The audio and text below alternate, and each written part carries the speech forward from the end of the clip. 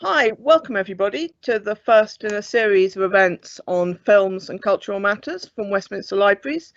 Today, I'm really pleased to say we've got the fabulous Pamela Hutchinson, who's a lot of you will know from her Silent London blog. She has written for The Guardian, she's written for Sight and Sound, she's a regular on the film programme on Radio 4.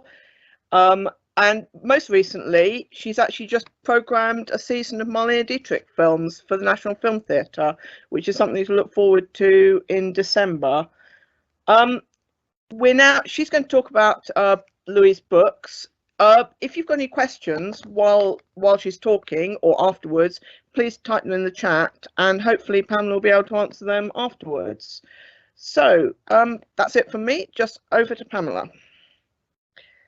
I'm very glad to be here to talk to you about one of the most interesting figures to me in film history, a person with an entirely unique career, or in fact 3 different careers that are worth talking about and worth celebrating. It's the actress who's best known as an actress, Louise Brooks, who is best known for playing the role of Lulu in a film called Pandora's Box, and for many of the silent films, of course. And it's this character of Lulu that has become very much entwined with her persona, and it's really hard to understand Louise Brooks without understanding Lulu, and vice versa. So this is obviously the beautiful Louise Brooks, and here are just some brief details about her. She was born in Kansas and she died in 1985 in Rochester, New York. Now, birth and death dates aren't always that interesting necessarily, but I think it is of note here. Normally when we talk about film stars, we have it doesn't matter where they're born, but they always end up in California. It's important to me that Louise Brooks did not end up in California. Hollywood was far from her natural home, but actually Rochester, New York, where she lived, was close to the George Eastman House Museum, and she really she flourished in the last years as someone who was connected to, who was saved by cinephilia, and was an integral part of film culture when we think about film culture, talking about past cinema as well as contemporary cinema. She was both a dancer and an actress before she became a writer, and I think that all 3 of these careers are important. They all feed into the sort of the mythology and the persona of Louise Brooks. You'll notice that I've added on this slide a quote from Louise Brooks about the art of acting. I think it's a beautiful quote. It shows how well she understood acting, particularly silent film acting. I think that what she's talking about here, but the being able to communicate movements of thought and soul, is something that a lot of people do find in Louise Brooks's performances on screen. She herself would probably not describe her work that way, and we will hear from her about her own opinion of her failings as an actress. She discussed her work as if it was something a little bit more instinctive, whereas in other areas of her life she was very much an intellectual. I put this quote here because I want to tell you a little bit about Louise Brooks's life story, but one of the things I want to do, and one of the things I'm very lucky that we can do, is use as many of Louise Brooks's words as possible. She's very quotable, and she also wrote a lot, as we will see. Speaking of being quotable, I find this quote of Louise Brooks's very engaging, and I would not be surprised if you like it too. It's everywhere if you see people referring to Louise Brooks, and it does tell you something about her, that she could be a person that really maddened people around her, that she was never boring, and that she had a way with words that was sometimes a little frighteningly sharp. However, you can't believe everything you read on the internet. This isn't quite a fake quote, but it is, as far as I can see, a conflation of 2 things, or at least it's not from the place that people think it is. If you read the definitive biography of Louise Brooks, which is written by Barry Paris, and it's absolutely an excellent read and essential, you'll see the first half of this quote used as a chapter heading, unattributed, and although I'm sure she said it, I'm convinced she would have said it, and he talks a lot about this particular gift she had for enraging people, which we will return to again and again. The second half of the quote, "If I ever bore you, it'll be with a knife," is attributed to a warning she gave later in the biography, a warning she gave to one of her final lovers, apparently. So the 2 things don't necessarily go together, and it's really quite an intimate quote. But as far as possible, I'm going to try and use real quotes from Louise Brooks. So this is the film that made her name. It didn't make her name at the time, it's the film that her reputation rests on. I hope that a lot of people watching this talk tonight have had the opportunity to see Pandora's Box. It's a really remarkable, very adult silent film. It's from 1929. It's a German film made by the Austrian director G.W. Pabst, and it's an adaptation of 2 plays by Frank Wedekind, and the lead character is Lulu. That's who Louise Brooks plays. And Lulu is a pleasure seeker, a kind of hedonistic character, and wherever she goes, people fall desperately in love with her, and she inspires such fanatical devotion, actually, that it often leads to people's destruction. When you first watch the film, you know, this is certainly the experience I had watching the film for the first time. There's so much going on there, with a beautiful play of light and dark, and Louise Brooks's central performance is so utterly captivating. I think it's possible to just sort of enjoy the film, despite the fact that it does lead to a very tragic end, for you realise that what it really is, in many ways, is a story of a woman who has been abused and exploited and is trying to make the best of that situation. In many ways, she is a woman who's devoted to pleasure, but who has also had some terrible, terrible times in her life. So, bearing that in mind, I'm going to show you a little clip from the film, a very, very short clip, because I hope a lot of people are familiar with it. This is a clip from the first half of the film, and in this half, Lulu is a dancer, and she's about to go on stage dancing when she realises that her lover, played by Fritz Kortner, has brought his fiancée to the event, to the theatre, and she's not best pleased. So we start backstage at the review.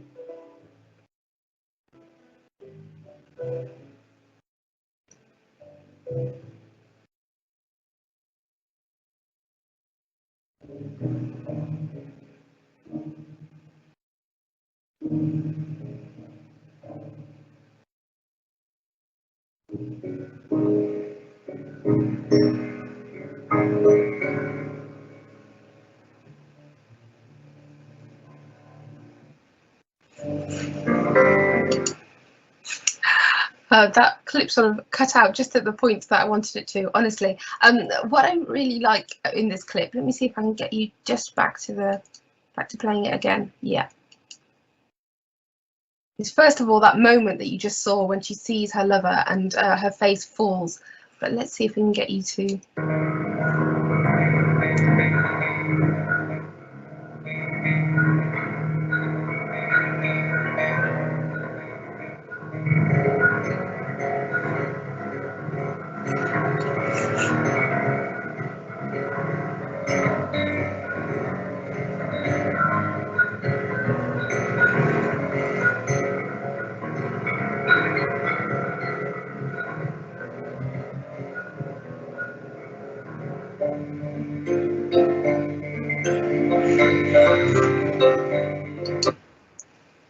Great, that will do. So what's interesting in this clip to me is that you see Louise Brooks playing Lulu, and playing Lulu very much as a dancer. And the get-up that she's wearing in that scene is not unlike the kind of thing she would have worn on stage in Broadway. And there's another sort of play on her image in this film. There's a scene in the film in which people are sharing photographs of Lulu, and it would have been very simple to take pictures of Louise Brooks in character as Lulu, but they actually use Hollywood publicity shots that she'd had made a few years before. It's interesting to see in this character to a very sort of characteristic episode in Louise Brooks's own life when she sort of refused to do something. She was not a kind of person who liked to be told what to do. She was known as sort of one of Hollywood's biggest bridge burners, the kind of person who could never be got on the phone, who would refuse to do what was asked of her. And this did have, obviously, understandably, an impact on her career. She wasn't someone who was sitting around waiting for a big break necessarily. She was active in pursuit of what she wanted, and if anybody wanted her to do something that she didn't like, she refused.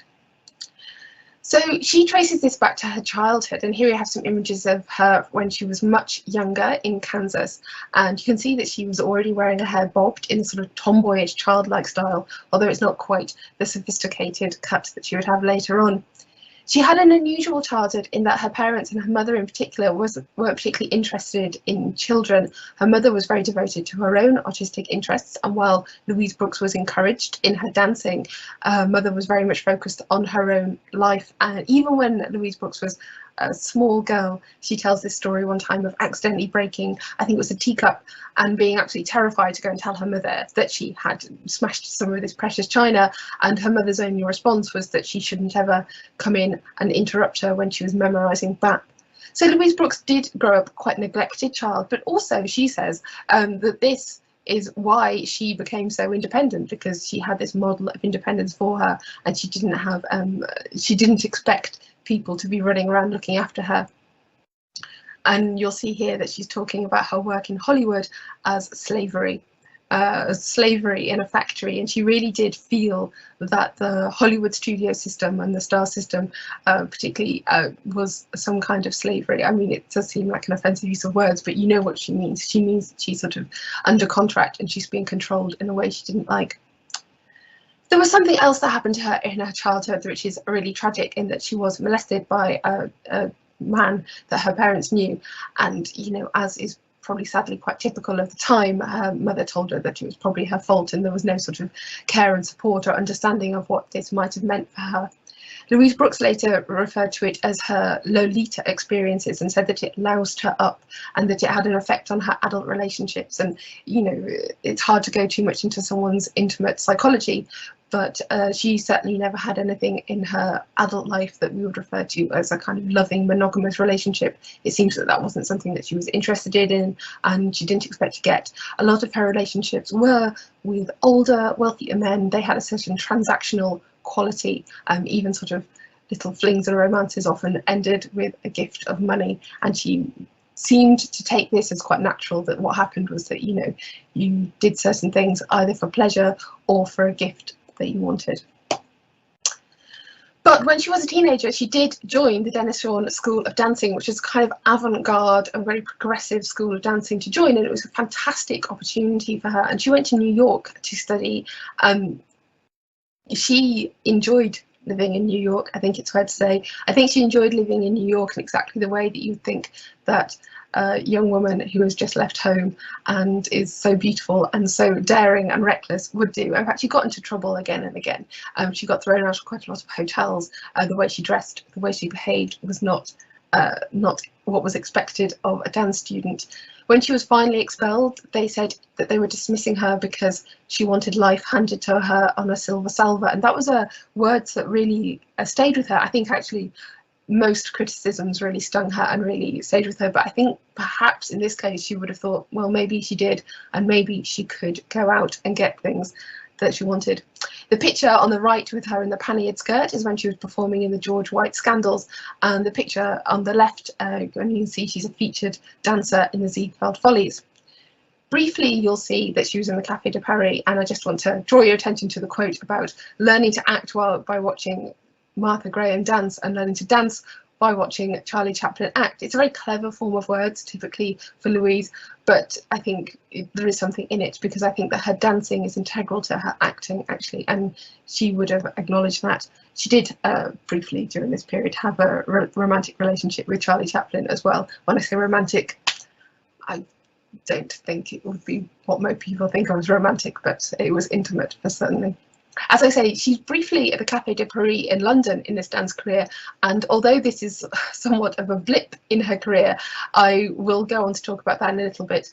I just want to draw attention to the fact that it was at this point when she was on Broadway that she got a taste of fame, when she dropped her Kansas accent, and when she started having some quite glamorous and well-to-do friends. She was very good friends with Barbara Bennett, sister of Constance, and the Bennets were very good to her. And not only were they very good friends, which is the most important thing, but they also took her to the best dress shops, which is where she began to have her taste for expensive clothes. And they took her to get her hair cut into that absolutely iconic shingled bob, which is so helmet-like and sleek and black, and very much unlike the sort of bobbed hair that she had as a child.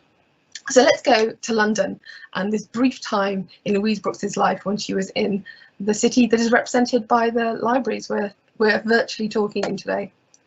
So she was engaged to perform at the Café de Paris on Coventry Street, which was a relatively new nightclub. It had only started in the spring of 1924, and it had only really begun to sort of find its place in the London scene when the Prince of Wales started visiting it in the autumn. It has this glamorous interior, as you can see, modelled on the ballroom from a great ocean liner. And she lived quite near the club. The address on the right there, that's 49A Pall Mall. Now, she said she was living beyond her means. Of course she was, although she was 18, not 17. I don't think she paid much of the rent on Pall Mall. I'm not sure she could have afforded it, even if she hadn't been going out and having fun. She did perform at the Café de Paris, it's true, and according to the Barry Paris biography, she was the first woman to dance the Charleston in London. Now, I found this such a fascinating fact that I have looked into it in detail. Sadly, I think it's not true that Louise Brooks brought the Charleston to London. I think that it would have been a different review that did that. I think that the idea of the Charleston was already familiar with to some people, but I do suspect that the dancing that she learnt, whether it's from Dennis Shawn or from George White or just generally from the nightclubs and the reviews of New York in 1924, 1922 to 1924, would have brought something a little extra to the Café de Paris. I have no doubt that she was quite a sensation in many ways. She was actually a featured dancer on the bill. She was not hired for the entire duration of her stay in London, although for some reason or other they did continue to pay her.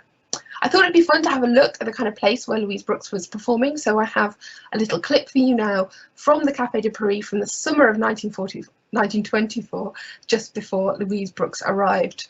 Give you a little flavour of the kind of dancing that you might expect there. This is Edna Maud dancing quite a distinctive style of dance.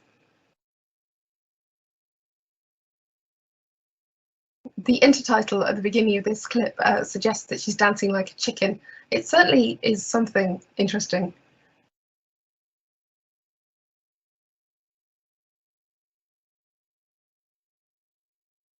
It's quite an amusing number. I'm sure Louise Brooks was doing something a little bit more modern and sexual, and possibly something like the Charleston, whether she danced the actual Charleston or not. I could watch this for a long time. There are also, I can show you some group dances here.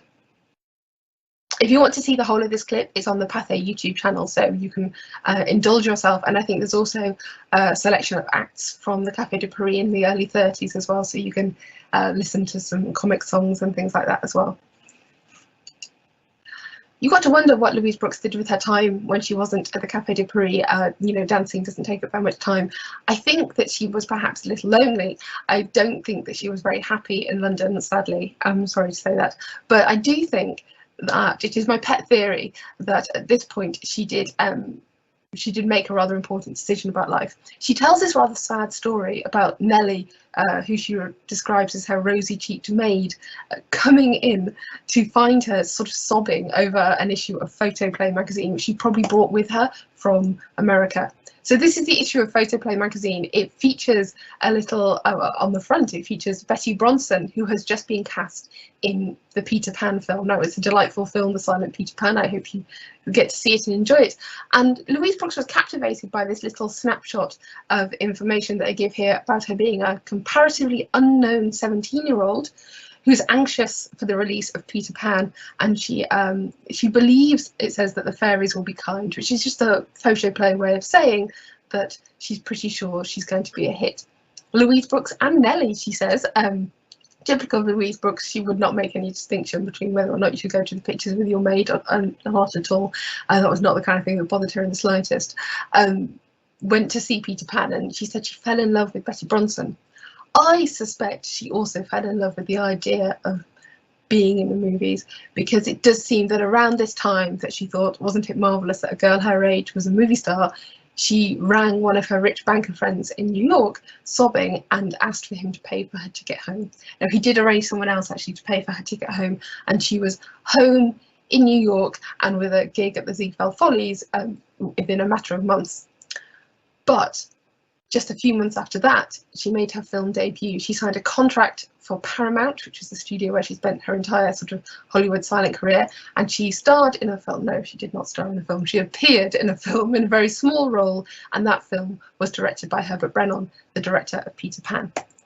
So I'm going to show you a little clip of Louise Brooks's screen debut here. I'm afraid it's a little fuzzy, but I think the charm of Louise Brooks does stand out.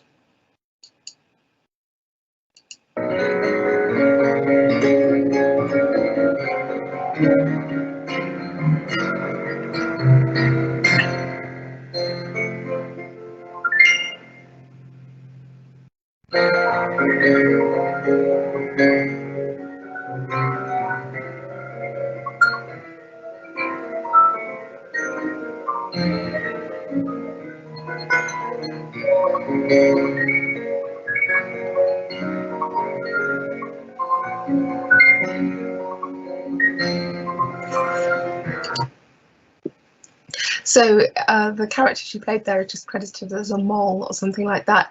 I think you'll see that for a debut. I mean, obviously it's a tiny role, but her face is very captivating, her expression, and very sort of hearty. You really sort of believe in her relationship with this man. She's a little bit stiff when she stands up, but she's definitely trying to move in a way that's quite elegant. And I think she's, as always, trying to look nice in her outfit, which is something that she did.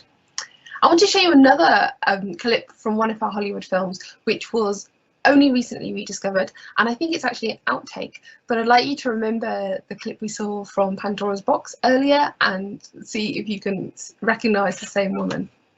This is a clip from a film called The American Venus. She does have a role in this, but in this clip she's really just playing a dancer. She's basically appearing in the kind of role she did on Broadway.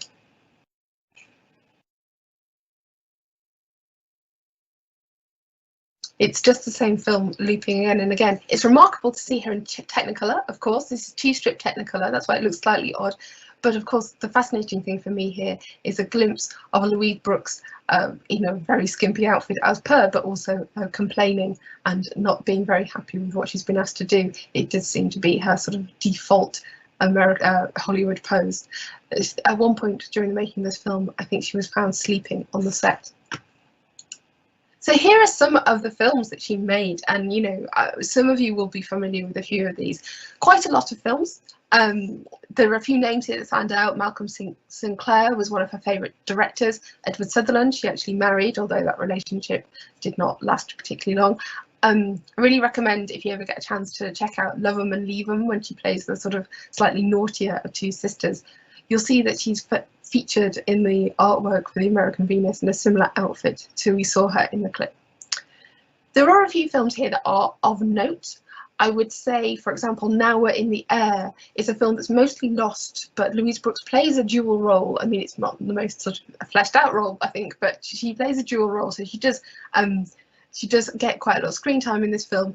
And there were some fragments of the film recently that were rediscovered. So if you want to go to the San Francisco Silent Film website, you'll be able to see Louise Brooks in that role. And for the real Pandora's Box nerds among you, this is one of the films where the publicity shot was used in Pandora's Box. So even if you haven't seen that fragment yet, you've seen her in that sort of get-up.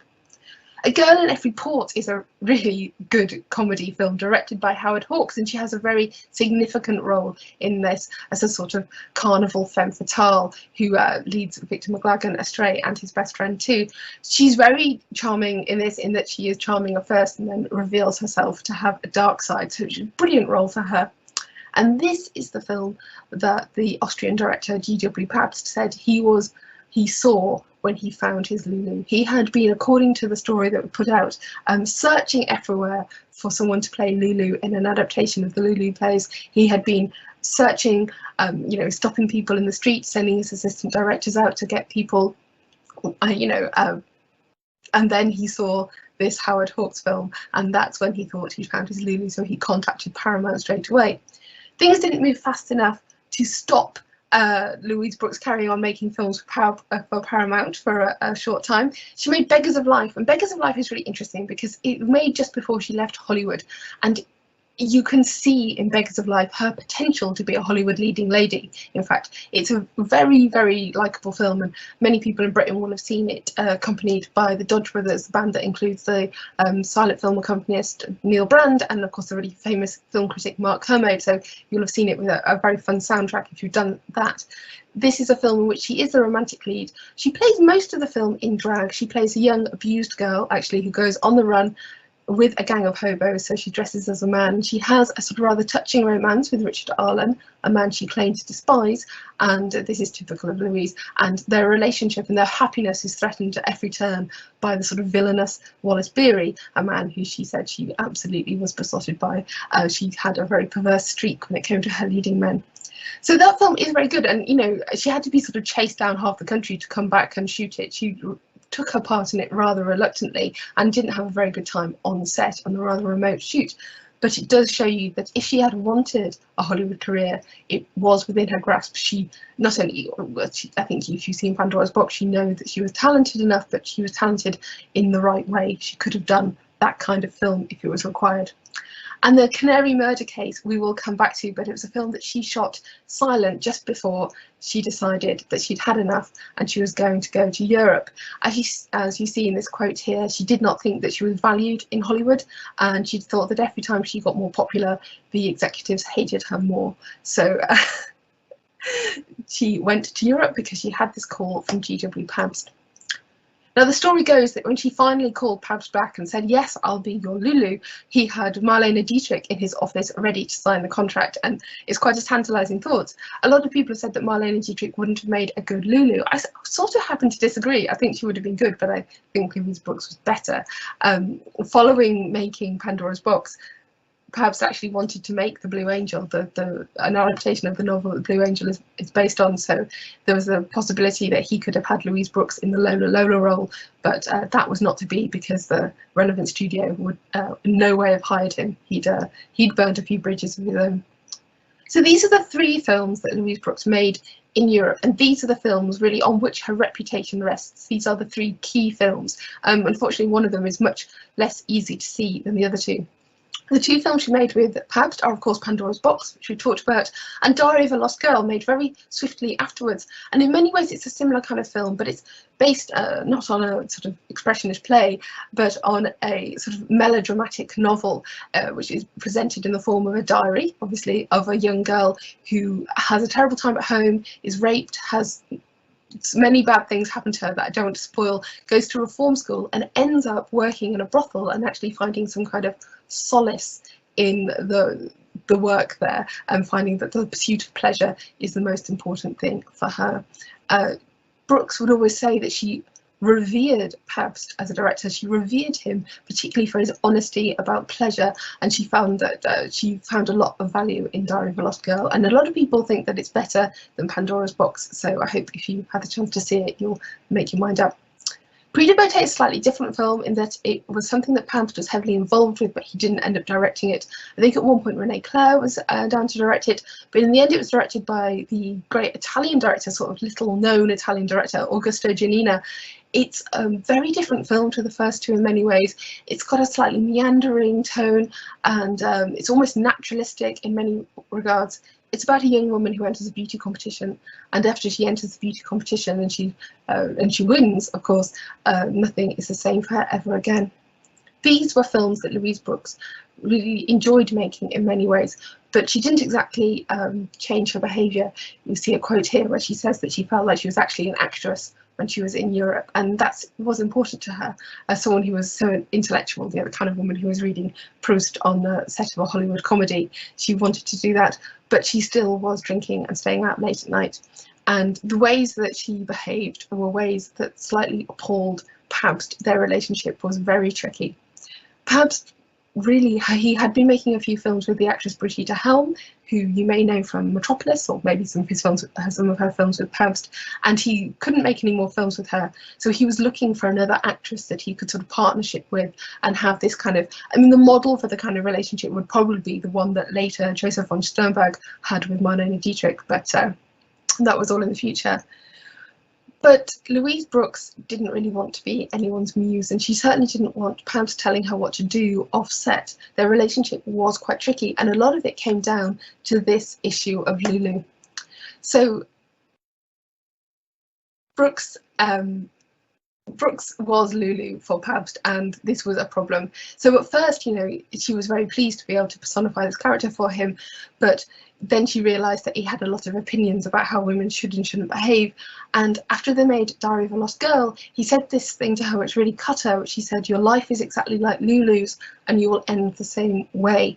I don't want to spoil the ending of Pandora's Box for anyone who hasn't seen it, but that's a very grim thing to say to a young woman who has her whole life ahead of her. Just a little bit more about those films, just to sort of dwell on this high point in her career. Again, this is the key quote to me about Louise Brooks's performance in Pandora's Box, that she was dancing and Pabst was a choreographer. The Lulu plays were incredibly well known in Germany, and so there was a lot of expectation and a lot of hype on this adaptation. Only the first half had ever been filmed before. That was in a version a few years before with Asta Nielsen, because there are so many controversial elements in the second play that no one really thought they'd be able to do it. Pabst was very lucky to find a producer that was willing to back his vision. So Louise Brooks has famously said, actually, that when the reviews came out, they were all bad, and they said that she stank. and she's right to say that the reception was negative. Actually, the reviews are quite mixed, and a lot of the reviewers are sort of getting tied up in ideas of whether this is the Lulu they expected or it's something completely different, and whether it's, you know, whether it might be a good film but it's not Vederkind, or whether that's a problem for them. So in Germany, the reception was a bit complicated. Elsewhere, it was worse. Elsewhere, pretty much everywhere else that the film was released, it was censored in some way. There's a key character in the play and in the film who's a lesbian, and she was either taken out in many territories or just explained away with a caption suggesting that she was an old friend.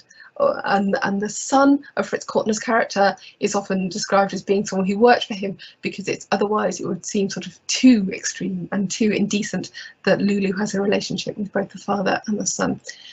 In many places, the cuts to the film were so brutal that the film barely made sense, and a lot of people, even people who were supporters of Pabst, couldn't recommend the film. It played in very small theatres, and of course it came out just on the cusp of the coming of sound. So for example, if you'd have wanted to see it in London, you'd have had to go to a sort of rather shabby small cinema that had a very bad reputation, and the film itself would not have been well reviewed. You could have seen The Blue Angel in a very big cinema with sound just down the road, and I'm sure most people did that. Diary of the Lost Girl is a very intimate film about female and male psychology and sex, and it's really quite blunt, actually. And Louise Brooks said that with these two films, she felt that Pabst was working out all his weird ideas about women, really. She said that what he was interested in was not sexual love or pleasure necessarily, but sexual hate, and that's really the theme of both of these films. There's a sequence in Diary of a Lost Girl when the lead character is in a reform school, and it's quite clear that both the headmistress and one of the senior male teachers take a certain kind of sexual pleasure in disciplining the young girls, and it's not very nice at all. And this is the kind of material that Diary of a Lost Girl involved. But you know, it is very well done. It's a very adult film. Louise Brooks did go back to Hollywood, but she didn't go back when she was asked to go. So she was asked to go back shortly after filming Pandora's Box to dub basically her lines in the Canary murder case, so that it could be released as a sound film. Now, anyone who knows anything about the history of Paramount knows that they ditched quite a lot of their stars around the coming of sound. So actually, to elevate her into one of their first talkies was actually quite a good opportunity. If she'd have been a career-minded person, she'd have gone back, but she didn't, and her lines were dubbed by Margaret Livingston, who you may remember as the vamp in Sunrise. So she says that because she didn't do this, that ruined her reputation in Hollywood, and that is probably true. And you know, probably people thought, you know, it was a bridge too far to burn, exactly. But also there is this story about the fact that she got offered the Jean Harlow role in Public Enemy. So, you know, she could have maybe taken a few more films that she was offered. I think, as always, her personality got in the way of achieving a career that she was never really interested in the first place. Here are some of her sound Hollywood films. Her first sound film was a short film directed by another classic Hollywood outsider, Roscoe Arbuckle, and you'll see that she's reunited with Frank Tuttle, that she gets to work with Michael Curtiz, but this is not really a great story here. She was uncredited in When You're in Love. She got cut out of King of Gamblers, and if a few people will have seen Overland Stage Raiders here, I think, in which she co-starred with John Wayne. She did the film for just a few $100, and she did say that she thought John Wayne was utterly beautiful, but she doesn't appear herself in this film. She has her hair sort of worn in a rather unnaturally long, stiff style, and the elegance of Louise Brooks seems ill-suited to this kind of Western material. It was not to be between Louise Brooks and Hollywood, and unfortunately it would have been much better if she'd never gone back in many ways, because it's a sad end to her time there. So then we have the Lost Years, and people talk a lot about what happened to Louise Brooks after she left Hollywood. Now, the first thing to remember is that she went back to Wichita, and she did teach dancing, and she wrote a book, The Fundamentals of Good Ballroom Dancing. So when we remember her as a sad person who had a hedonistic life, remember she could tell us something useful about ballroom dancing, at least. This is the famous quote, though. When she went to New York, she was working. She worked briefly at Saks as a cashier, and she had a job on the radio, but she found that really the only thing that anyone would pay her to do, any job that she was suited for, was, she says, call girl. And she says that the time that she spent in New York did make her suicidal. It's probably around this time that she really starts drinking very, very heavily, and that's something that really continued for the rest of her life.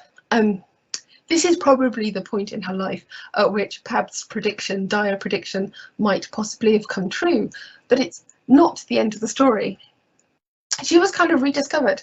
Basically, Pandora's Box had been so ignored by people when it came out, and Pab's reputation had been mired as well, that no one really took it that seriously. And then when people started watching it again, they realised that it was a great film. So people like Lottie Eisner, who'd actually been on set of the film, and James Card, the film preservationist at the George Eastman House, decided that actually there was something really interesting here, and it was a great film with a silent era. And also that Louise Brooks was the thing that they found interesting about the film, and I think that's really interesting, because Pab's career had been discredited a little bit because he stayed in Germany during the war to work in the film industry. It was Louise Brooks who was given the sort of cachet of being the face of Pandora's Box, but also its spirit, and anyone who knew her perhaps realised that there was a little bit more to her relationship to the film than that. So there was a famously, James Card sort of rescued her and brought her to live in Rochester, so she was near the George Eastman House, and she began writing. There was a famous exhibition at the Cinémathèque Française which featured Pandora's Box and featured the line, you know, there is no Garbo, there is no Dietrich, there is only Louise Brooks, which is harsh on Garbo and Dietrich, I would say, but very pleasing for Brooks. She always had been an intellectual, and she began to write, and to write a lot, and not about dancing. She wrote about her experiences in Hollywood. She wrote about her experiences of making Pandora's Box. She wrote in a completely ruthless way about the film industry. She called it how she saw it. She wrote famously about how she felt that Lillian Gish's career had been completely destroyed by the studio, and this is what she called a concerted war on the star system. She corresponded with people, pretty much anyone who sent her a nice letter, and she corresponded with film historians like Kevin Brownlow very famously, and she pointed people in the direction of other people from Hollywood that she thought had been overlooked, and famously Clara Bow was one of those. So I've got a picture here of her in 1957 at the George Eastman House, looking very different, actually. There's the famous profile from the late 70s that was written by Kenneth Tynan, where she was interviewed by Kenneth Tynan, who adored her hedonistic side. And here is a little love note that she wrote to the editor of Sight and Sound, Penelope Houston, when she just sends a Valentine instead of making corrections to her copy, or maybe instead of filing the entire thing. She was, at this point, beginning to churn out a vast number of words. One thing she never wrote really was a memoir. She wrote an autobiographical novel which was named after a quote from Goethe, and she destroyed it. She was encouraged to recreate a couple of chapters of it, but the true memoir has gone. I'm going to show you a little clip of her talking about her idea of what she was as an actress here, because it's just so wonderful to hear her talking about her own work, even if she's disparaging it. That's why I was never an actress. I never was in love with myself. I would go to a party and I'd see Dolores Del Rio and Constance Talmadge and Constance Bennett, all the beautiful women. I'd say, you're the ugliest one here. You're black and furry, you've got freckles, your dress is not as attractive. And in the end, so unless you can't be a great actress, unless you think you're beautiful, and it's of the essence. And I remember. I'm wondering what sense you mean a great actress, because I mean, you're a contradiction of course. No, I don't. To be a great actress, you must know what you're doing. When I write my little piece, I know exactly what I'm doing. When I acted, I hadn't the slightest idea what I was doing. I was simply playing myself, which is the hardest thing in the world to do. You can give most actors any part in the world and they can play it. But they say, be yourself, they get terribly self-conscious. But since I never learned to act, I never had any trouble playing myself. I love how she intellectualizes everything there, and also how she disparages herself and then sort of gives herself a compliment and then takes it back again. She's as contradictory as the rest of us, and just so stunningly elegant, I think, even in later life. She did write about why she wasn't going to tell the truth about her life, and I didn't want to delve too much into her personal business, obviously, but she basically said that she didn't think that any true life story of anyone was worth reading unless you delved into their sex life. And she was, despite the fact that she was one of the most sort of licentious and hedonistic people that Hollywood or America had probably even seen, she didn't feel comfortable writing about her sex life. Honestly, I cannot unbuckle the Bible belt, she said. So she never wrote her memoirs, but she did leave us many texts which are all invaluable, and if only she'd have written more. There are boxes and boxes of letters that she wrote to people, many of which haven't been published, so there's yet more Louise Brooks, other historians, and I've been lucky to see some of them, but yeah, there is more untapped Brooks wisdom out there, which is wonderful to know. If you're intrigued by this, there is some further reading. I would always recommend that you read Lulu in Hollywood, which is a collection of Louise Brooks's writing, and of course you'll see again that she here has appropriated her character name for herself. Peter Cowie's Louise Brooks' Lulu Forever is a very smart book and beautifully illustrated, as almost every book about Louise Brooks is. Of course, Barry Paris's biography is the definitive one, and I would highly recommend you read that if you have any interest. It is definitive.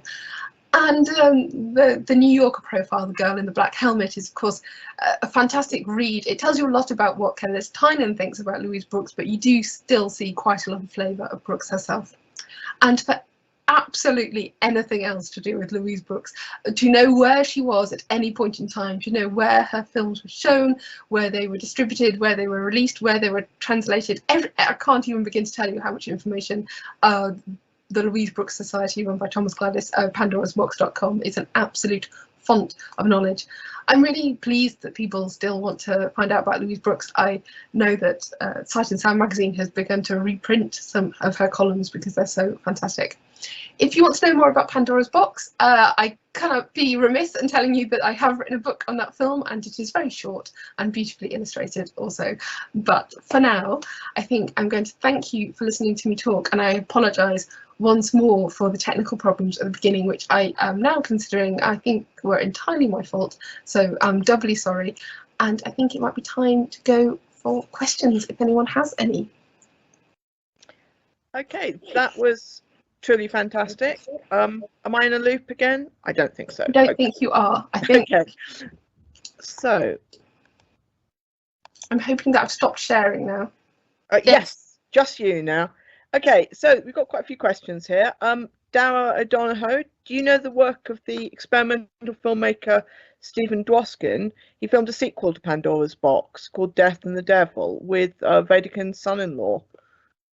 This is very exciting to me. I actually need to talk to some people I know who are researching Dwoskin, because I think that that would be a very interesting thing to see. There are many creative responses to Pandora's Box, and I would love to see a copy of that. So maybe I should just thank you for bumping that up to the top of my to-do list, to watch list, if I can find a copy. Okay. Someone anonymous saying, where can you go to watch Louise Brooks films? So are any of them on DVD? Some of them are on DVD, actually fewer than you might think. It depends on your definition of things being available on DVD. There are some sort of manufacture-on-demand American copies of some of the more obscure Hollywood films. It's bizarre to me that her Hollywood films are the ones we call obscure. The Criterion collection have put out Pandora's Box on DVD, and it's also available on DVD in this country in a sort of more bare bones version. Diary of a Lost Girl is definitely very much available. Prix de Beauté sadly is not. And I constantly hear rumours that Beggars of Life may come to DVD, and that would be absolutely fantastic, because I just think that film will be very much loved. So I think you should watch this space, but you can definitely see both Pandora's Box and Diary of a Lost Girl on very nice editions. So that's something. And I live in hope that the Criterion collection will reissue Pandora's Box on Blu-ray. Okay, Meredith's got a sort of comment that's, I guess, a question as well. Do you agree that she stands out because of her naturalistic acting, which makes her co-stars look overly theatrical? I think that's a really interesting comment. I mean, a lot of people, I'm sure this is not what the comment means at all, think that all silent film acting is very stagey and theatrical, and actually in Hollywood you can see quite a lot of very naturalistic acting. It is entirely the case that that is what happens in Pandora's Box. You know, for example, Fritz Kortner was such a revered actor and he's fantastic, but he entirely acts in the expressionistic mode, whereas she sort of dances between the characters, and it gives you that real sense that Lulu is someone special and something a little bit ethereal and not like all the others. So yeah, she absolutely uses that to her advantage, and it works very well in some of the sort of oppressive scenes in Diary of the Lost Girl, and definitely she really maximizes her naturalistic style in Prix de Beauté. So yeah, that's a really good point about her acting. And as she said, you know, she was just playing herself, so she claimed. Well, it's interesting you say that, because the next comment is from Donna Hill, who says that Beggars of Life is a tremendous film and she shows a lot of depth, and Donna thinks it has everything to do with her earlier life experiences.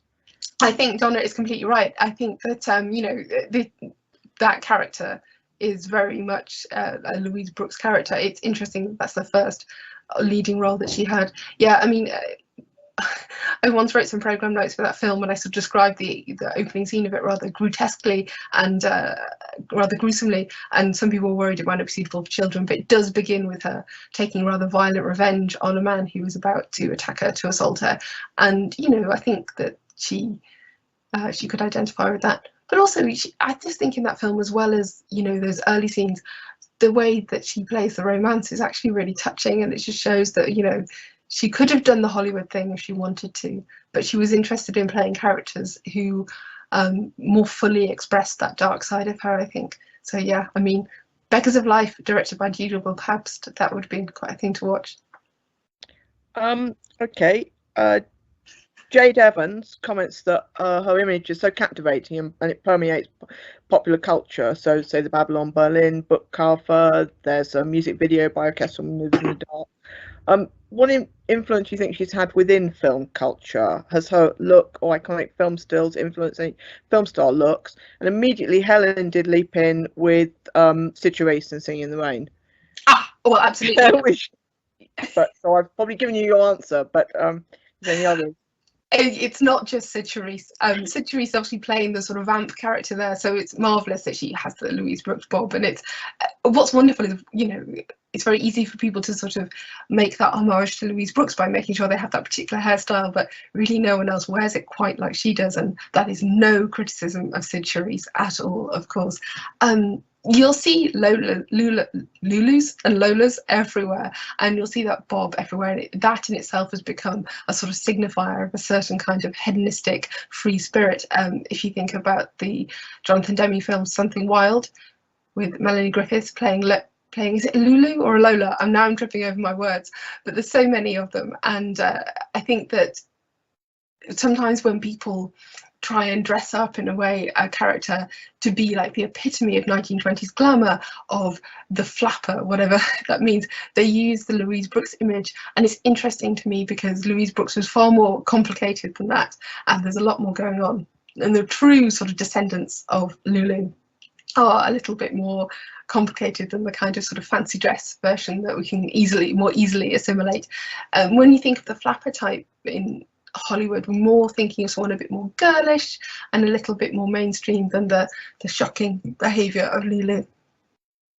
Okay, Alan Grenendal, did Louise ever go back to London? I'm not sure that she did, actually. She must have been at some point, because she would go about, but I don't know whether she went back. I don't think that it was particularly happy memory for her. I'm sorry, that's a good question that I do not have the answer to. Well, I guess that website probably says it. 100%. And you also asked, do you know where she came up with the rather extreme eyebrow plucking that she had from very early on? I think it's all, I think the way that she presented herself pretty much started when she was in New York, and she kept that look for quite a long time. I don't know whether that is eyebrow plucking or whether she just had very small eyebrows, actually, but the haircut was definitely a deliberate and very expensive choice. Okay, Dilwyn just says not a question, but thank you for the talk and also the book and the nod to the Louise Brooks Society. Susan says thank you so much, wonderful presentation. Peter says, thank you for letting me hear Miss Brooks' voice for the first time. Do you think she acquired an accent, or was that her natural voice? Oh, 100% that was not her natural voice. When she first arrived in New York, she discovered that she sounded to other people like a hick. And of course, nobody would like to think that, of course, but it definitely did not suit Louise Brooks' self-image. She thought of herself as a very sophisticated person, I think, even when she was 17. So yeah, she went out of her way to acquire that accent, and even sort of, I think it was someone she met, some young chap she met, she asked him to give her lessons, and so she talked proper. And of course, once she was taken under the wing of the Bennett family, then her sort of transformation to this sort of rather haughty intellectual tone was complete. And I think it was something that people really found hard to deal with, because it's one thing to sort of say, oh, a showgirl or a Follies girl will behave in one way, but she was always there quoting Schopenhauer and quoting Goethe and reading heavyweight literature and being an intellectual and talking beautifully at all times. And of course, she did have quite a cultured upbringing, of course, we know from her mother. So she always presented herself to people as something of a contradiction. And, I think, fair play to her, and anyone who thinks that showgirls can't read Schopenhauer really needs to get to the back of the queue, really. But it was something that she sort of constantly fought against people's preconceptions. I mean, when Lottie Eisner, the great sort of film historian and film scholar, first saw her on set, she wasn't sure whether it was all a bit of a put on. And in fact, not only did she not think she was sort of as intellectual as she claimed to be, she struggled with even wondering whether Louise Brooks was acting or whether she was good at acting. I think that Louise Brooks' constant sort of deflection from her off-screen behaviour and her sort of, hedonistic side and her intellectual side constantly confused people, and they didn't really know how to categorise her. And she'd certainly never sort of played into her perception of the kind of person that people wanted her to be. We've all read interviews with film stars, from whether it's from 1922 or from 2020, where they say the right things and they present themselves as the most likable version of themselves. And Louise Brooks was never going to do that. She was always going to tell people that she was complicated and she was, a bit extra, quite frankly. That's really how we think of her now. That was a long answer to a very simple question. Sorry. I'm going to skip over some of the many compliments, I'm afraid. I'll play them off. There are many compliments, because we're going to get some more questions in. Someone's saying, was there a play based on Louise Brooks' encounter with Kenneth Tynan? There was, and I haven't seen it. Is it called something like A Cigarette with Louise Brooks, or is that something else? But I think there was indeed. They will have had quite a lot in common. So yeah, there is a famous play. I would love to see it one day, but I have not had the chance. A few people are pointing out that Beggars of Life is available from Kino, In America. which I guess would be Region 1. So check your regions. But yes, that is true, and I'm jealous. Yeah, Kino. Someone in, do you think talkies didn't suit her style, or simply that Hollywood just disliked her independence so much they never gave her a chance? Yeah, I mean, it's interesting, you know, looking at the history of it, you just think it didn't matter whether it was sound or whether it was colour or whatever it was going to be. Like, Hollywood was just not for her. If you want to get ahead in Hollywood, you sort of have to play the game a certain amount. And I've talked about the way she might talk about herself to the press, but also, I mean, Louise Brooks had an uncompromising position on everything. I don't want to go into too much detail, but she did things that a lot of people wouldn't do, and that ranges from, you know, attending orgies to basically the way that she didn't really care about many of the prejudices, whether it's racial prejudices or class prejudices that other people had. So she was just the most unclubbable person. I think Hollywood was never going to suit her, and there was a point when, you know, she was quite young in the 20s and she could go along with it for a bit, but once she sort of grew up, and especially once she'd been treated like an actress, as she said, yeah, it was never going to work for her. I mean, it is strange to see her in a Poverty Row Western sort of still talking quite properly, but if the right part had been found for her, she'd have been perfect in sound film, I think. Meredith has said that the play that was mentioned is by Janet Munzil and it's called Smoking with Lulu. So you know, Smoking right? with Lulu. It A was on cigarette with Louise Brooks. apparently. Someone's asking. Oh yeah, James is asking, what's her working relationship with Howard Hawks like? Oh, I don't think it was particularly good. No, I can't remember though, actually. That's a good point. And that's not a role that she took particularly seriously, which is sad because actually that's a really delightful film. And, you know, she was, I mean, one hesitates to go too far because it's sort of a comedy film, but she is sort of a Hawksian woman there. She's definitely one of the boys and things like that. And she definitely did good performance for him, but I don't think she particularly enjoyed making that film. I have to go and check that on out one. Paul Joyce has pointed out the film she did with W.C. Fields called It's the Old Army Game is also on Kino. Okay. Oh, that is nearly, and that's the one, of course, that was directed by her brief husband. All right. I think probably there's a couple more questions I haven't really got time for now. So maybe, because I will pass them on to Pamela, maybe she could like put them in her blog, on her blog, because there's a couple of little questions that people might like to answer. Okay, well, I just want to say really thank you very much for Pamela. It's a real shame that she can't hear clapping or anything. You know, like that. That's so nice of you, Nikki. Thank you very much. Just say we've got a few other talks coming up. So if you go back to the Westminster Libraries or Kensington Libraries events page, we've got one coming up on Ang Lee, one on Rock Hudson, one on James Bond and fashion and James Bond. So there's a few other things that you might be interested in. But apart from that, all I can say is just thank you very much, Pamela, and thank you everybody for attending. It's been really successful. Thank you everybody. Bye.